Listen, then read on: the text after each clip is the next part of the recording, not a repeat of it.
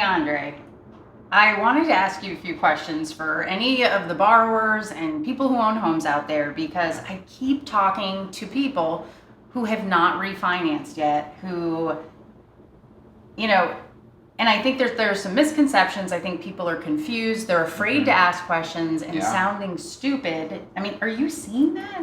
Yeah, absolutely.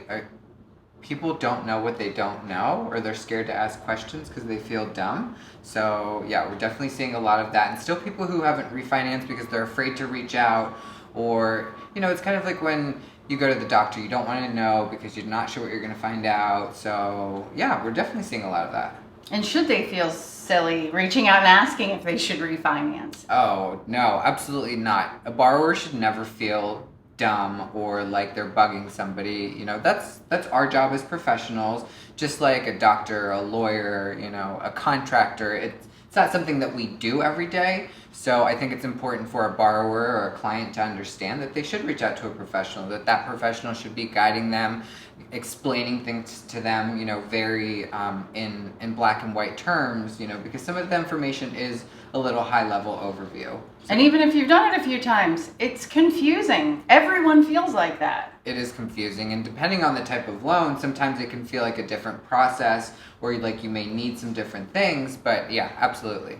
So I'm just going to ask a couple questions that I keep hearing. Should someone refinance more than once? That's a great question. We've been seeing that a lot lately. Clients have been reaching back out after maybe they just bought a little bit ago, or maybe after they just refinanced a year ago. For me personally, at the end of the day, it's what is your long-term goal? How long do you plan to stay in that house? Mm-hmm. So, recently we just had a client who he bought through us. He then refied a little bit ago, and then he just called to refi again. And he plans to stay in the house forever. This is their forever home. So we calculated the savings, and the savings was still like $75,000, right? To refi again. Yeah, $75,000, even after the closing cost, but the interest savings was going to be $75,000. So absolutely, it makes sense. Every situation is different, so you should definitely reach out to your professional to make sure that it definitely makes sense. What about those people who bought beginning of 2020, so just 9-10 months ago? Should they look?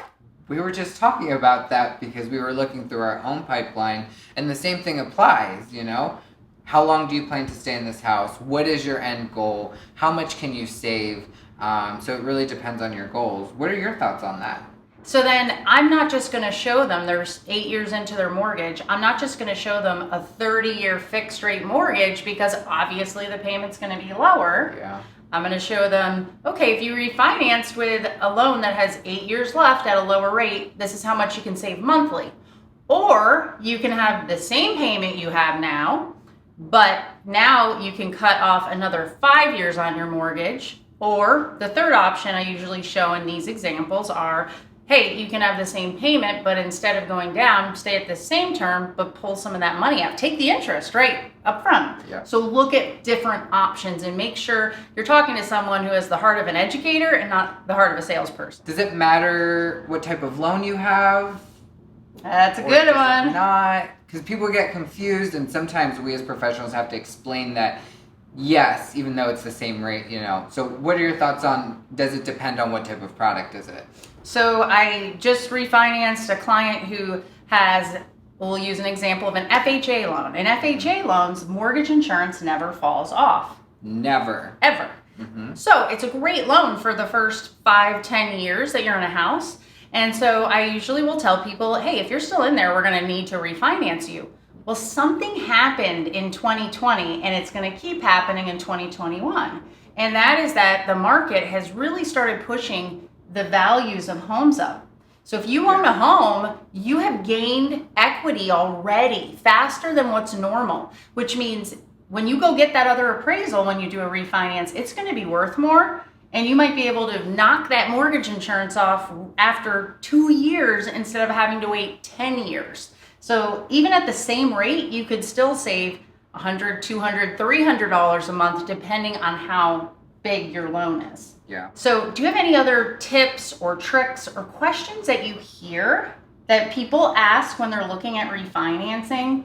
A lot of times, the last kind of thing I hear a lot is, do I need to get that appraisal again? Do I have to pay closing costs? I don't want closing costs. We get those questions a lot. What's involved, or what should I know? And I always tell the client, depending on your situation, you may or may not need an appraisal, right? So that's going to depend on every situation and on your credit and on your system. So appraisal is 50-50, right? Depending on the type of loan you do. And even in some instances on a VA loan or on an FHA loan, there's streamlines. You may just not need an appraisal, period. So that's one of the big questions we get asked is that. And then we obviously get asked, or we get called in and they say, XYZ is offering me a no closing costs. That's my favorite. Nothing in life is free. No. And what title company or attorney is doing the title work for free? Right. Yeah.